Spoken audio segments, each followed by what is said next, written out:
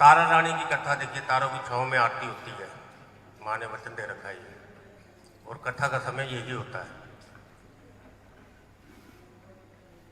सुनी होगी मेरी माता बहनों को बड़ा शौक होता है कथा सुनने का, कहीं भी जागरण होता है कथा में जरूर शामिल होती है। अगर मैं अपने हिसाब से सुना रहा हूँ, हर आदमी का अपना ढंग होता है। द्वापर युग के अंदर कौरव और पांडव का युद्ध हो रहा था, एक तरफ कौरव एक तरफ पांडव। कई साल बीत गए मगर युद्ध समाप्त नहीं हुआ।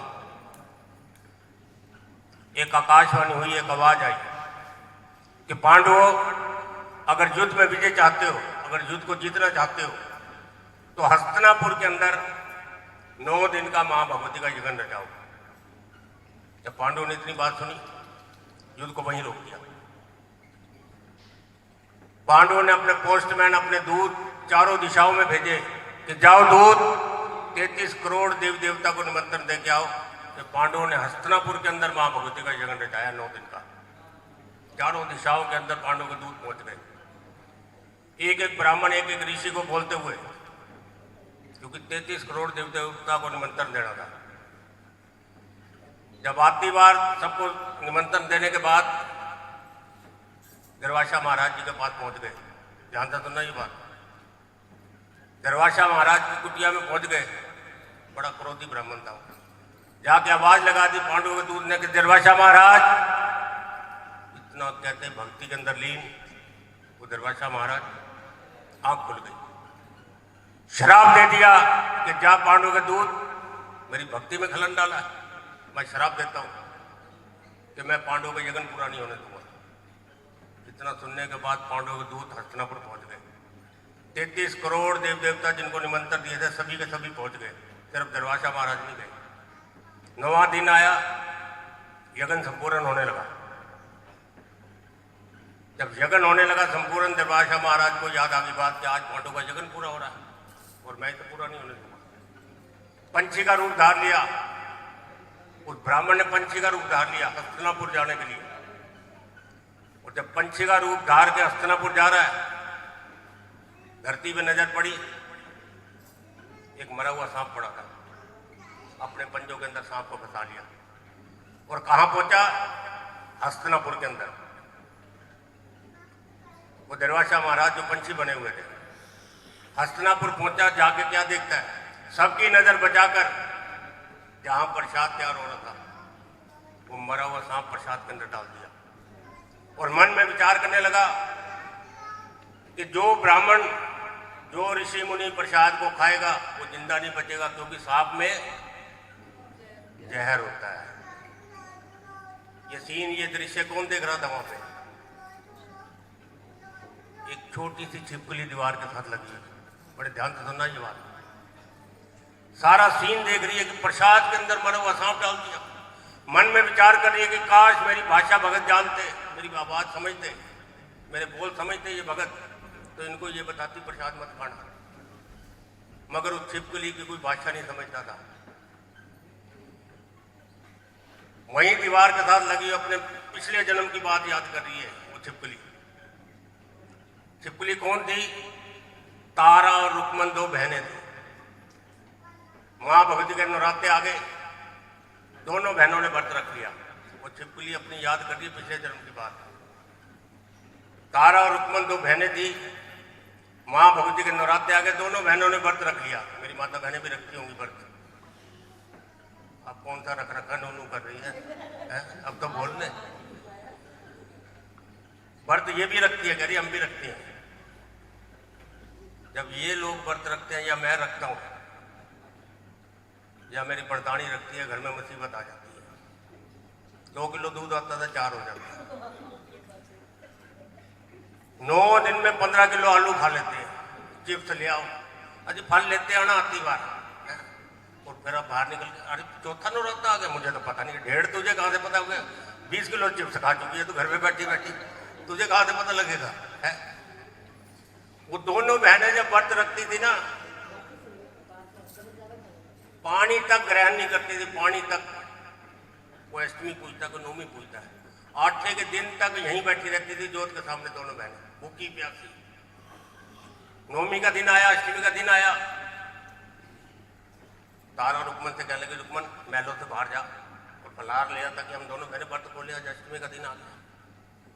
जब रुकमन ने इतनी बात सुनी, उसमें इतनी हिम्मत कहाँ थी कि बाहर तक जाती, इतने बड़े बड़े महल होते थे, मगर तारा की बात नहीं टाल सकी।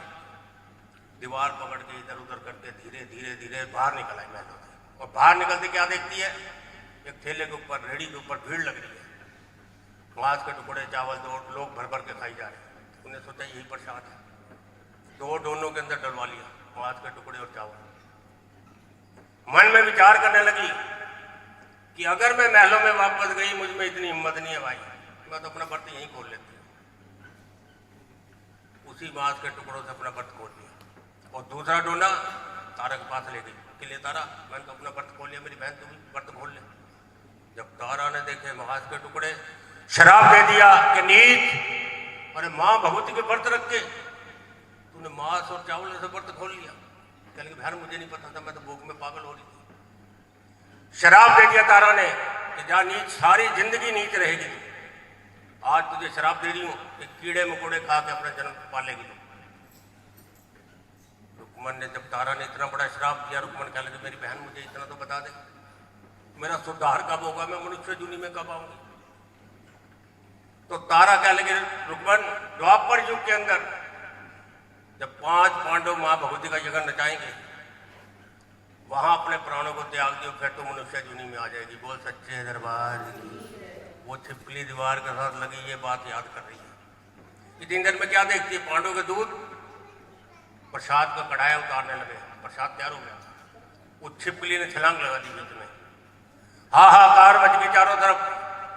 जो 33 करोड़ देव देवता पूजा पाठ कर रहे थे, जब उनके कानों में पड़ा कि छिपकली ने प्रसाद को नष्ट कर दिया, छलांग लगा दी, उन्होंने श्राप दे दिया कि जा नीच, तू सारी जिंदगी नीच रहेगी, मां भगवती के प्रसाद को नष्ट किया तुमने। इतना कहने के बाद जमीन को खोदा गया। कहने लगे अगर प्रसाद को बाहर फेंका कोई जीव जंतु खा लेगा, क्योंकि छिपकली में भी जहर होता है। जैसे जमीन को खोदा, कढ़ाई को पलटने लगे, तो क्या देखते हैं ऋषि मुनि ब्राह्मण, इस जागती ज्योत परवरदिगार का चमत्कार, नीचे से मरा हुआ सांप निकला। हैरान परेशान हो गए 33 करोड़ ब्राह्मण देवी देवता कि छोटे से जीव, एक छोटी सी छिपकली ने 33 करोड़ देव देवता की जान बचाई। हमने इतना बड़ा श्राप दे दिया इसे कि सारी जिंदगी नीच रहेगी। जो श्राप दिया था वापस नहीं लिया जा सकता। एक वरदान दे दिया छिपकली को कि जा, तेरा जन्म किसी राजे महाराजे के घर होगा, मगर पालन पोषण रहना सहन नीचों के घर ही होगा। मंगलवार की काली रात रूपनगर के राजा रूपेश्वर के घर कन्या ने जन्म ले लिया, उस छिपकली ने जन्म ले लिया। राजा के घर पहली संतान थी राजा की। बड़े बड़े ब्राह्मणों को बुलाया कि जन्म कुंडली तैयार करो, मेरी बच्ची कैसी रहेगी मेरे राजपाट के लिए। जब ब्राह्मण जन्म कुंडली तैयार करने लगे, माथे पे पसीने आ गए। राजा कहने लगा क्या बात है, ऐसी क्या बात हो गई। ब्राह्मण कहने लगे महाराज इस कन्या को श्राप मिला हुआ है, अगर ये कन्या तुम्हारे राजपाट में रही तो सब कुछ नष्ट हो जाएगा। जब इतनी बात राजा ने सुनी, म्यान में से तलवार निकाल ली कन्या का वध करने के लिए कि कन्या ऐसी को क्या करूंगा रखते जो मेरे राजपाट के लिए नष्ट हो जाएगी। जैसे ही कन्या का वध करने लगा, ब्राह्मणों ने हाथ पकड़ लिया कि राजा कन्या को मत मारिए, कन्या को मारना 100 गौओं की हत्या करना एक बराबर। राजा तो राजा कहने लगा अगर ये कन्या मेरे राजपाट में रहती है तो क्या करेंगे। ब्राह्मण कहने लगे राजा एक उपाय है, आज से लेकर इसकी ब्याह शादी तक जितना भी तूने धन दौलत खर्चा करना है, एक बढ़ई को बुला ला, एक तरखान, एक लकड़हारे को बुला ला, एक कारपेंटर, 4 भाषा में बता रहा हूं आपको, एक कारपेंटर को बुला लो और लकड़ी का बड़ा सा संदूक बना लो महाराज, उसके अंदर हीरे जवाहरात दौलत भर दो और बाहर भी हीरे जवाहरात जड़वा दो। तो इस कन्या को बीच में लिटाकर बाहर से लगा दो ताला और सुबह सवेरे गंगा नदी में बहा दो। जहां जाएगी इतनी दौलत होगी, इसका लालन पालन हो जाएगा। राजा को बात अच्छी लगी, बढ़ई को बुला लाया, लकड़ी का संदूक बनवाया, हीरे जवाहरात भर दिए, बाहर भी हीरे जवाहरात लगा के सुबह सवेरे राजा ने गंगा नदी में बहा दी कन्या को डाल के। कि जा जहाँ जाएगी तेरा इतना दौलत है, तेरा लालन पालन हो जाएगा। बहता हुआ संदूक, बड़े ध्यान से सुनना, बहता हुआ संदूक अयोध्या के घाट पे पहुंचा जब एक ब्राह्मण स्नान कर रहा था। ब्राह्मण जो होते हैं बड़े लालची होते हैं, सिर्फ गंजे ब्राह्मण नहीं, बाकी सारे लालची होंगे। हाँ मैं नहीं हूँ ऐसा। ब्राह्मण ने जब देखा तो संदूक बहता जा रहा है, इसके बाहर हीरे, इतने हीरे जवाहरात है, तो इसके अंदर भीतर कितनी दौलत होगी। और खड़ा हुआ देख रहा है कि मन में विचार कर रहा है कि भगवान मुझे तैरना आता तो इस संदूक को बहता हुआ ना जाने देता। पता नहीं किसी राजे महाराजे का संदूक होगा। वहीं खड़ा खड़ा संदूक को देख रहा है। इतनी देर में नजर क्या पड़ती है, एक भील, एक जमादार, सिर पर टोकरा रखा हुआ है, झाड़ू और टोकरा, अपने ठिकानों पे जा रहा है झाड़ू पोछा लगाने। जब ब्राह्मण की पड़ी नजर तो ब्राह्मण ने एक आवाज लगा दी कि ठहर भील। जब भील ने देखा ब्राह्मण की आवाज, दोनों हाथ जोड़ के खड़ा हो गया। कल का महाराज मुझसे गलती होगी। ब्राह्मण कल का भील सुन, पानी में संदूक बहता जा रहा, देख अगर इसे बाहर निकाल दे जितनी दौलत होगी आधी आधी आपस में बांट लेंगे। भील ने जब इतनी बात सुनी, माँ भगवती का बड़ा सच्चा भगत था वो, माँ कालका की, बोल कालका माई की, ऐसे ही जयकारा लगाया, पानी के अंदर छलांग लगा दी। बहता हुआ संदूक खुद ब खुद किनारे पे आ गया। उस भील ने निकाला संदूक को बाहर, इधर भील इधर ब्राह्मण, बीच में संदूक। ब्राह्मण ने ताला तोड़ा और क्या देखता ब्राह्मण और भील, एक छोटी सी कन्या 2 दिन की और नीचे हीरे जवाहरात भरे हुए हैं। जब भील ने देखा कन्या को, ब्राह्मण के पांव में पड़ गया। कल का महाराज सारी दौलत आप ले लो, रुपया पैसा मुझे कुछ नहीं चाहिए, मुझे ये कन्या दे दो बस, मैं गरीब जरूर हूँ, जात का भील हूँ। कहते कि औलाद का दर्द वही माँ बाप जानते हैं जिनकी औलाद नहीं होती। बड़े बड़े पीरों को बनाती है, बड़े बड़े फकीरों को बनाती है कि हमारे घर भी औलाद हो। गरीब के घर औलाद नहीं थी। 15 साल हो गए थे शादी को। जब ब्राह्मण ने इतनी बात सुनी, कन्या को उठाया, भील की गोद में डाल दिया। और दूसरा रुपया पैसा लेके ब्राह्मण अपने घर की तरफ, भील अपने घर की तरफ। सुबह सवेरे का टाइम था, जाते ही कुंडी खड़काई, धर्मपत्नी बाहर निकली। आज फिर किसका बच्चा उठा लाए, तो भील का काम था, किसी न किसी का बालक उठा लाता था।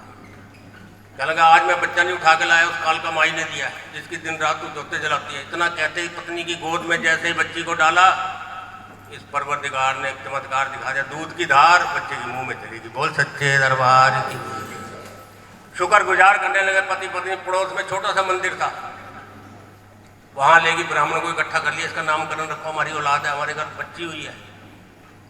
उन ब्राह्मणों ने क्या नाम दिया, रुक्को नाम दिया, क्योंकि पानी के अंदर रोकी गई थी। रुक्को नाम पड़ा उस कन्या का। इधर रूपनगर के राजा रूपेश्वर के घर 2 साल बाद उसी राजा के घर एक कन्या ने और जन्म ले लिया। फिर ब्राह्मणों को बुलाया, ये कन्या मेरे लिए कैसी रहेगी राजपाट के लिए। ब्राह्मण कहने लगे महाराज जब तक धरती और आकाश रहेगा, आपकी इस दूसरी कन्या का नाम हमेशा अमर रहेगा। इसका नाम तारा रखा जाता है। बोल सच्चे दरबार की। एक माँ ने 2 कन्या को जन्म दिया। देखिए एक रानी ने, नसीब तकदीर देखिए। लोग कहते हैं जो नसीब में वही मिलेगा, मैं नहीं मानता इस बात को। एक भीलों की बस्ती के अंदर जवान हो रही है रुक्को, और दूसरी राजे के महलों के अंदर तारा जवान हो रही है।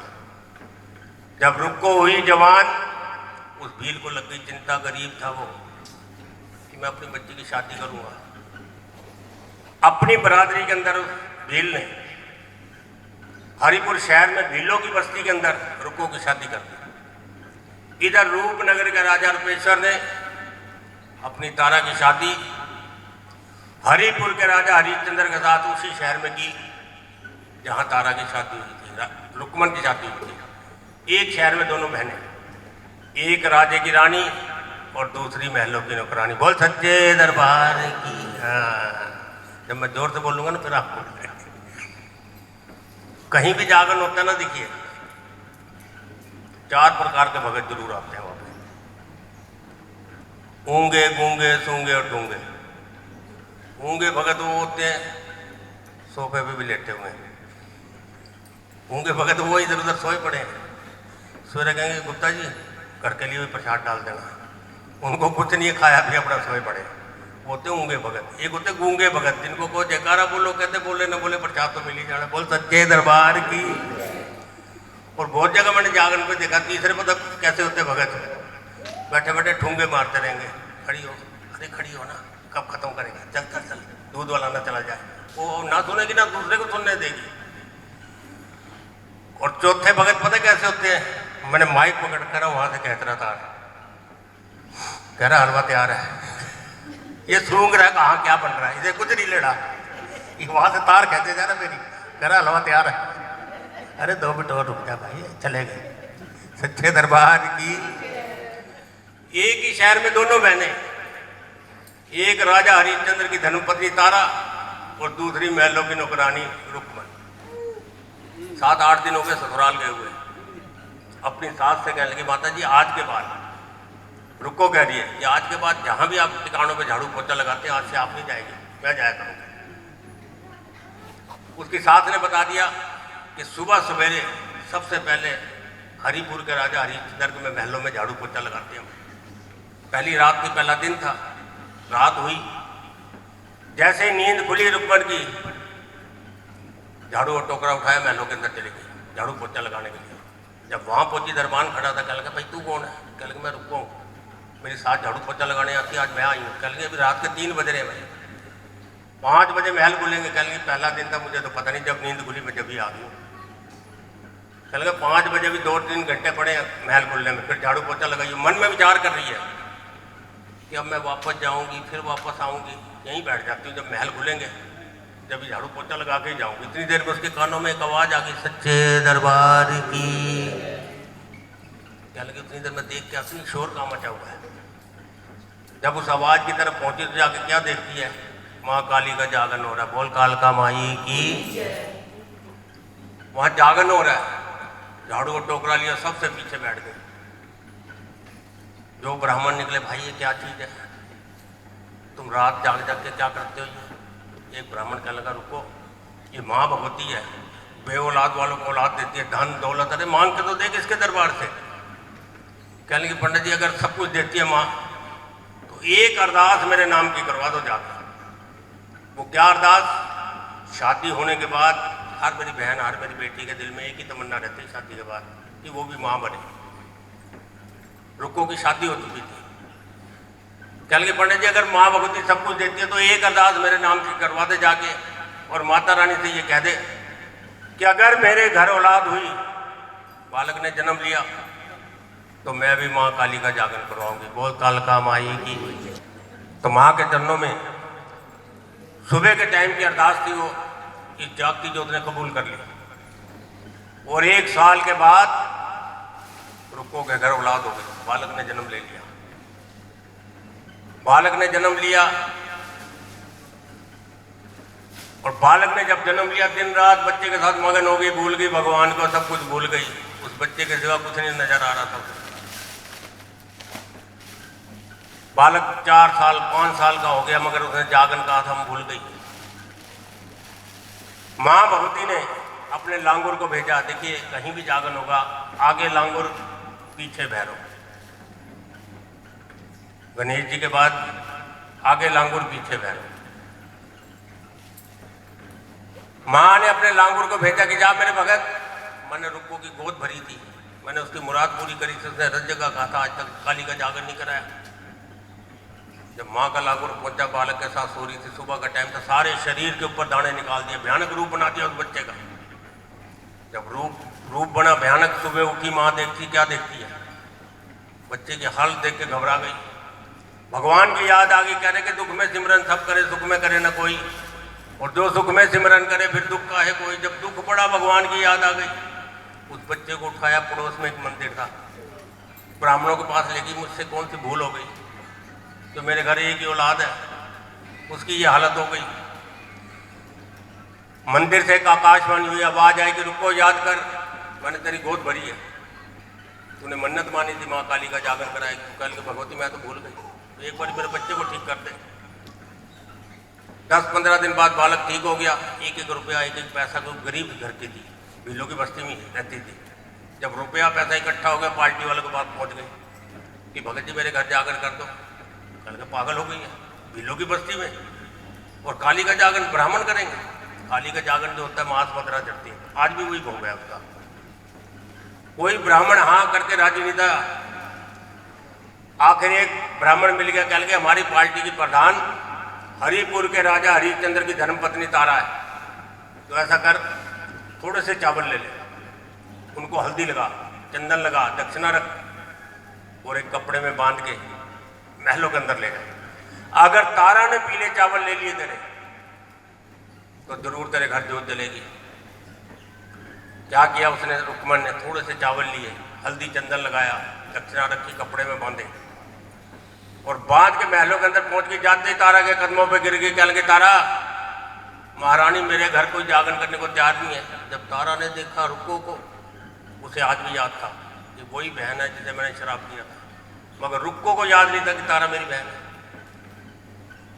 झोली आगे फैला दी कि झोली के अंदर पीले चावल डाल दे और मैं ये वचन दे रही हूँ कि आज रात हरिपुर के राजा हरिश्चंद्र की धर्मपत्नी तारा भीलों की बस्ती में मां काली का जागरण करेगी। इतना कहने के बाद रुक्को खुश हो गई, अपने घर की तरफ भागी गई तैयारी करने के लिए। वो पीले चावल लिए, तारा महलों के अंदर चली गई। ध्यान से सुना ये बात, महलों के अंदर एक नाई था, सैन था उसका नाम। जब पीले चावल लिए हाँ करती तारा ने, राजा की जहामत करने लगा हरिश्चंद्र राजा की। वो सैन नाई गंदा साबुन होठों पे लग गया राजा के। राजा को आ गया क्रोध, म्यान में से तलवार निकाल ली कि सैन नाई ये क्या किया, मैं हरिपुर का राजा हूं। सैन नाई कल का ठहर राजा, मेरा शीत बाद में अलग करिए। क्या आज रात तेरी तारा भीलों की बस्ती में जागरण करने जा रही है? मैंने अपनी आंखों से पीले चावल लिए लेते हुए देखा, उसने हाँ कर दिए। राजा को जब इतनी बात आई, राजा क्रोध से पागल हो गया कि सैन नाई इतनी बड़ी बात और तारा के बारे में बोल रहा है कि भीलों के घर जाके जागरण करेगी। इतना कहते राजा को बात याद आ गई, जब तारा के साथ 7 फेरे हो रहे थे। जब 7वां फेरा लेने लगी, तारा कहने लगी ठहर राजा, ये 7वां फेरा तब पूरा करूंगी, एक वचन दे दे मुझे कि मैं मां काली का जागरण करती हूँ, मुझे जागने के लिए कभी मना नहीं करेगा हरिपुर जाकर। और राजा ने वचन दे दिया था कि मैं तुझे मना नहीं करूंगा। राजा सैन नाई से कहने लगा, सैन नाई कोई ऐसा उपाय बता जिससे मेरी तारा जागरण पे न जाए, नहीं तो पूरे हरिपुर शहर के अंदर हाहाकार मच जाएगी। राजे की रानी और भीलों की बस्ती में जागरण करने गई है। सैन नाई कहने लगा, राजा एक उपाय है मेरे पास। तो राजा कहने लगा, जल्दी से बता। उस सैन नाई ने जब इतनी बात की तो सैन नाई कहने लगा, राजा अपना हाथ ऐसे कर दे, ऐसे हाथ कर दे राजा। ऐसे हाथ किया राजा ने, उस नाई के हाथ में ब्लेड था, उस तरह था, अंगूठे पे चीरा लगा दिया राजा को। वो राजा रोने लगा, अरे ये क्या कर दिया, सारे हाथ में खून खून कर दिया। कहने के जा राजा, ना तुझे नींद आएगी और ना तेरी तारा जागरण पे जाएगी। रोता चिल्लाता हुआ महलों के अंदर पहुंच गया राजा। कहने लगा, तारा मैं ये जानता हूँ कि आज तूने भीलों की बस्ती में जागरण करने जाना, मैं मना नहीं करूंगा। एक वचन मुझे दे दे कि जब तक मुझे नींद ना आए राजा, तारा तू जागरण पे नहीं जाएगी। तारा कल की मंजूर है राजा। तीसरी मंजिल पे ले गया राजा, खिड़की दरवाजे चारों तरफ से बंद कर दिए और तारा को हुक्म दे दिया कि नीचे बैठ। जैसे ही तारा नीचे बैठी, कल का पाँव आगे कर, पाँव किए आगे, राजा ने सर रख दिया उसके ऊपर। और जब राजा को दर्द कम हो, थोड़ा सा नमक उठाए जख्म के ऊपर लगा दे, थोड़ा नमक उठाए जख्म के ऊपर लगा दे। ये करते करते रात का 1 बज गया, 2 बज गए, राजा को नींद नहीं आ रही। तारा परेशान हो गई कि माँ भगवती जो कुछ जाए सो तेरो, मेरा कुछ ना जाए। मैंने उस गरीब घर के चावल ले रखे, आज ऐसा नियम बना दे कि जो भगत एक बार ये पीले चावल ले ले। देखिए आज भी इस गुप्ता परिवार ने सबसे पहले ये चावल निकाले थे माँ भगवती के। ये बहुत बड़ी कसम होती है ये माँ के चरणों में। इतना कहते हैं, जब माँ को याद किया कि जो कुछ जाए सो तेरो, मेरो कुछ ना जाए। भगवती अगर राजा को नींद दी जाए तो उस गरीब के घर जोत कौन जलाएगा जाके। इतना कहते हैं, माँ भगवती ने ठंडी हवाएं चला दी। जब ठंडी हवा चली, पिछवाड़े से, महलों की पिछली तरफ से जंगल था पूरा, हवा चली तेज, खिड़की खुल गई तीसरी मंजिल की। जब खिड़की खुली, अब बहुत से भगत ये कहते हैं कि तारा ने 2-3 साड़ियाँ बांध ली, मगर मैं नहीं कर रहा इस बात को। जब खिड़की खुली, तारा तीसरी मंजिल से देख रही, कैसे जाऊं, कैसे कूदूं। माँ भगवती ने देखा बच्ची को रास्ता दिखाई नहीं था, सांप का रूप धार लिया माता रानी ने और खिड़की साल लटक गई। अंधेरा था, जय देवा मेरी जय देवा, जय देवा मेरी जय देवा कहते कहते पकड़ के उतर गई। उन्हें सोचा कोई रस्सी बंधी हुई है। उस रास्ते से उतर के जंगल के रास्ते पहुंचे कहाँ? भीलों की बस्ती के अंदर। जाते जोत प्रचंड की जो काली के जागरण होते थे, जहां जोत प्रचंड होती थी तो घर के दरवाजे बंद हो जाते थे। जैसे ही तारा ने जोत प्रचंड की वैसे ही ये किवाड़ बंद हो गए और वैसे ही इस जागती जोत ने देखिए कैसे इम्तिहान ले रही है माँ। इस माँ भगवती ने जैसे ही जोत प्रचंड हुई वैसे ही राजा को उठा दिया कि खड़े हो राजा, देख तेरी तारा कहाँ है। जब राजा उठा तारा नजर नहीं आई, म्यान में से तलवार निकाल ली। क्या लगा आज तारा को जिंदा नहीं छोड़ूंगा। वो भी उसी सांप को पकड़ के नीचे उतर गया। सुबह का टाइम था, अंधेरे के अंदर किसी को पता ना लगे और पहुंचा भागा कहाँ? भीलों की बस्ती में। रुक्को के घर दरवाजे बंद थे, अंदर भजन कीर्तन चल रहा था।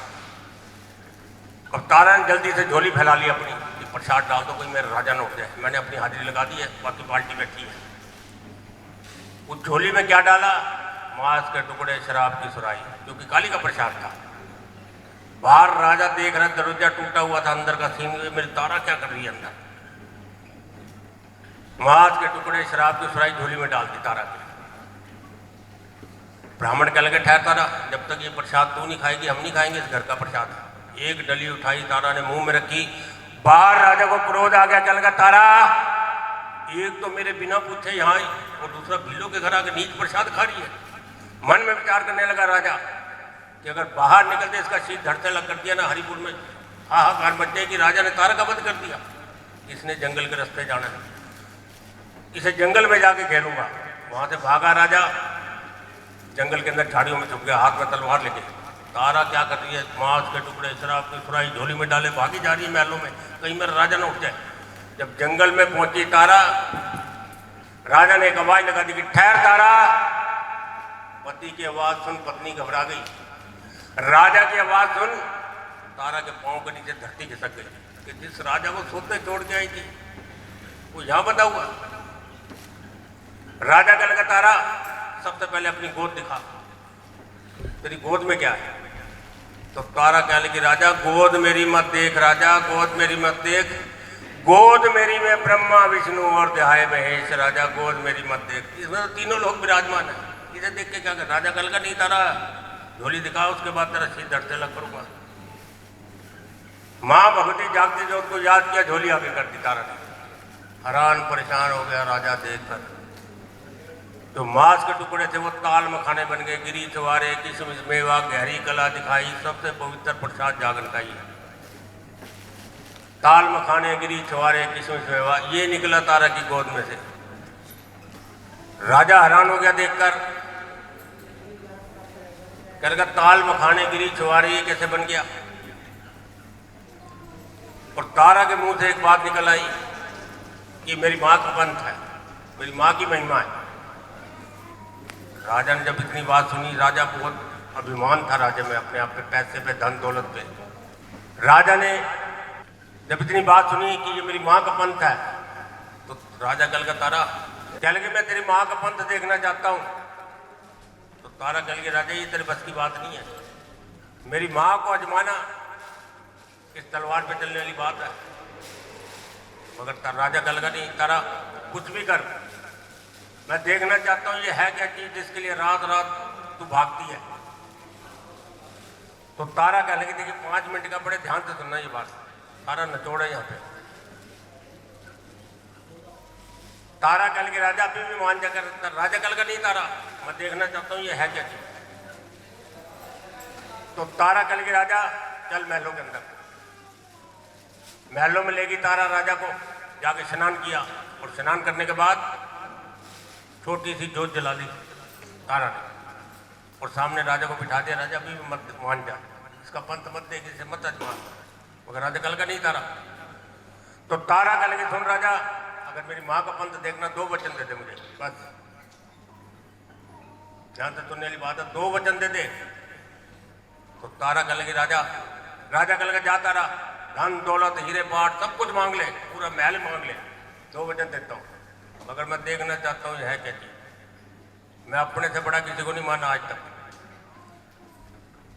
तो तारा ने क्या कहा, जोत जला के राजा के सामने बिठा के पहला वचन सुन राजा, मां कालका का प्रसाद तैयार होगा, घुड़ताल के अंदर चला जा और जाके घोड़े का शीश काट के लिया। जब इतनी बात राजा ने सुनी, घबरा गया राजा, क्योंकि उसकी सवारी के बिना तो जाता नहीं था कहीं, उसकी सवारी के बिना तो चलता नहीं था। मगर एक जिद थी राजा को, घुड़ताल के अंदर गया, घोड़े का शीश काट के ले आया, टुकड़े टुकड़े कर दिए, बोटियां बोटियां करके धो के कढ़ाई में डाल दिया। माँ कालका का प्रसाद तैयार करना था। जब प्रसाद तैयार होने लगा तो तारा कह लगी, राजा पाँव का चूल्हा बनाओ। पाँव का चूल्हा राजा ने बनाया, ऊपर कढ़ाई को रख दिया, नीचे लकड़ियाँ जोड़ी, जैसे आग लगाने लगी। तो राजा कह लगे, ठहरता रहा, पाँव का चूल्हा मैं बनाऊँ, घोड़े का शीश मैं काटूँ, लकड़ियों में आग तू लगाएगी। माँ ज्वाला को याद किया, बोल ज्वाला माई की। लकड़ियों में आग लगी, प्रसाद तैयार होने लग पड़ा। जब प्रसाद होने लगा तैयार, तारा कह लगे, राजा यहाँ तो भगतजन बहुत हो गए हैं, ये प्रसाद तो कम रहेगा, प्रसाद कम रहेगा। तारा कह लगे, राजा कह लगा, बोल तारा, कह लगे एक वचन और रह गया राजा। राजा कह लगा, मांग तारा। कहते, इकलौता बेटा तेरा लाडला, उसका हवन करा। छोटा सा बेटा तेरा 2 साल का, उसका शीश और काट के लिया, ताकि माँ कालका का प्रसाद पूरा किया जा सके। जब राजा ने इतनी बात सुनी, कलेजा फट गया। कल का, अरे माँ होगी इतनी बड़ी बात बोल रही है, एक मेरा छोटा सा बालक, मेरे कुल का चिराग, और तू करीब मैं शीश काट लाऊं। तारा ये क्या कह रही है? मगर तारा कह लगी, राजा जैसा मैं कहती हूँ वैसा करता जा, अगर मेरी पाँव का पंथ देखना तो। राजा कह लगा, तारा मैं इतना बड़ा पाप नहीं कर। बार बार तारा ने इतनी बात कही, उस तारा ने अपने बेटे को आवाज लगा दी कि बेटा सुंदर। इतना कहते हुए छोटा सा बालक भागा हुआ आ गया। कह लगा, माँ हुक्म कर। तारा कह लगी, मेरे लाल, मैंने अपना पेट फाड़ के तुझे जन्म दिया मेरे बच्चे, आज राजा मेरी माँ को आज मारा, मैं जैसा कहती हूँ वैसा करता जा। वो छोटा सा बालक कह लगा, माँ एक बार कह तो देख, एक बार हुक्म तो कर। उस बच्चे को कह दिया कि अपनी शीश की जोत के सामने झुका ले, जिससे दुनिया झुकाती है। वो छोटे से बालक ने जैसे उठा, शीश झुकाया, राजा के हाथ में तलवार दे दी कि यही मौका राजा, यही टाइम है, इसका शीश धड़ से लग कर दे। राजा कल का, नहीं तारा, मैं इतना बड़ा पाप नहीं कर सकता। कोई बाप इतना बड़ा कलेजा नहीं रखेगा कि अपना 2 साल के बेटे का शीश धड़ से लग कर दे। बार बार तारा मजबूर कर रही है। उस राजा का शरीर कांप गया। हाथ से छूटी तलवार राजा के शीश के ऊपर पड़ी, बालक के शीश के ऊपर पड़ी, बोटियां बोटियां कर दी। तारा ने टुकड़े टुकड़े कर दिए और धो के कढ़ाई के अंदर डालते माँ काली का प्रसाद तैयार करने के लिए। जब प्रसाद हुआ तैयार, राजा कह लगा, तारा मैं तो लुट गया, मैं बर्बाद हो गया, मगर माँ का पंथ नहीं दिखाया। तो तारा कह लगी, देख राजा, मेरी माँ का चमत्कार, इस प्रसाद को 5 जगह निकाल दे। राजा कह लगा, 5 जगह क्यों? कह लगे, एक तेरा, एक मेरा, एक तेरे बेटे के नाम का, एक घोड़े के नाम का, और 5वां माँ कालका के नाम का। बोल कालका माई की। 5 जगह प्रसाद निकाला, एक डोना हाथ में दिया राजा के, ये ले राजा प्रसाद खा और देख मेरी माँ की महिमा। राजा ने पहली डली उठाई, उस छोटे से बच्चे की उंगली हाथ में आ गई। जार जार रोने लगा। राजा कह लगा, तारा मैं सारी जिंदगी तेरे महलों में झाड़ू पोछा लगाता रहूंगा, तारा सिर्फ एक बार मेरे बच्चे से मिलवा दे, मुझे तेरी माँ का पंथ नहीं देखना। राजा को रोते देख वो माँ का कलेजा फट गया, वो तारा रोने लगी। कल के, राजा मैं तुझे पहले कह रही थी कि मेरी माँ का चमत्कार मत देख, मगर तू माना नहीं। राजा कल का, कुछ भी कर, मैं सारी जिंदगी महलों में झाड़ू पोछा लगाता रहूंगा, एक बार मेरे बच्चे की आवाज़ सुना दे तारा, मुझे नहीं देख रही तेरी माँ का चमत्कार, मुझे नहीं देखने तेरी माँ की महिमा। राजा तारा कल के, बस राजा, एक डोना प्रसाद का उठा, घुड़ताल के अंदर जा, जहाँ से घोड़े को काट के लाया। जब घोड़े के घुड़ताल के अंदर राजा पहुंचा, जाके क्या देखता, घोड़ा वहीं बंधा हुआ। हैरान परेशान हो गया राजा कि जिस घोड़े को मैंने अपने हाथ से काटा यहाँ बंधा हुआ है। मन में विचार करने लगा राजा कि पैसे वाली रानी राजे की रानी है तारा, उसी की नकल का घोड़ा बांध दिया होगा, मगर मेरा बेटा नहीं मिलवा सकती, जिसके टुकड़े टुकड़े बोटियां बोटियां मैंने अपने हाथ से किए। जाते ही तारा के कदमों पे गिर गया। तारा, मैं सारी जिंदगी तू जो कहेगी करने को तैयार हूं, एक बार मेरे बच्चे की आवाज सुना दे मुझे, मैं नहीं देखना चाहता तेरी माँ का पंथ। तारा गली पास रह जा, तू उस जागती जोत को जमाने लगा था।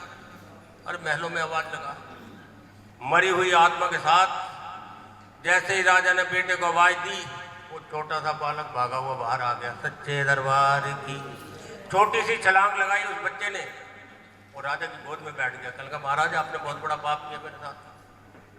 और राजा कल का बेटा मैंने क्या कर दिया?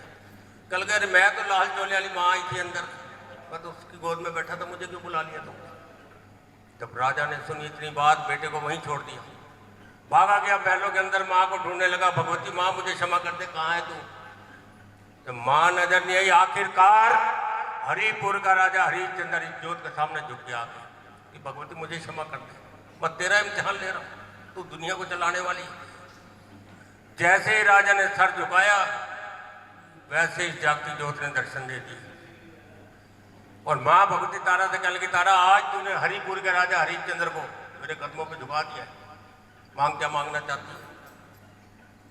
तारा कहने लगी, भगवती माँ मुझे धन दौलत राजपाट हीरे जवाहरात किस चीज की कमी तेरा दियो, बहुत कुछ है।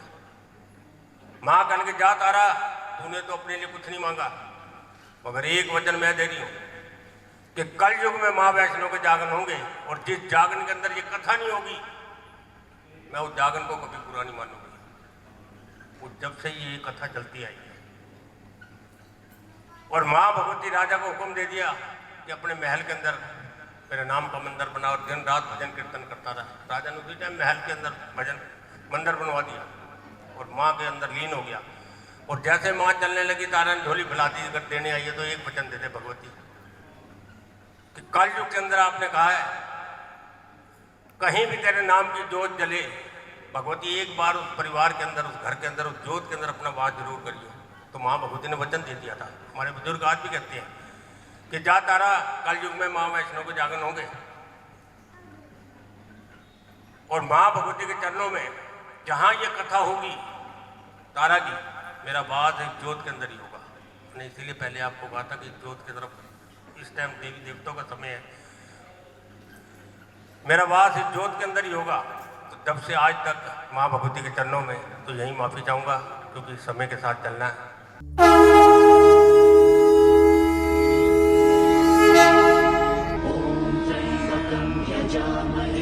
सुगन्धिं पुष्टिवर्धनम् उर्वारुकमिव बन्धनान् मृत्योर्मुक्षीयमामृतात्।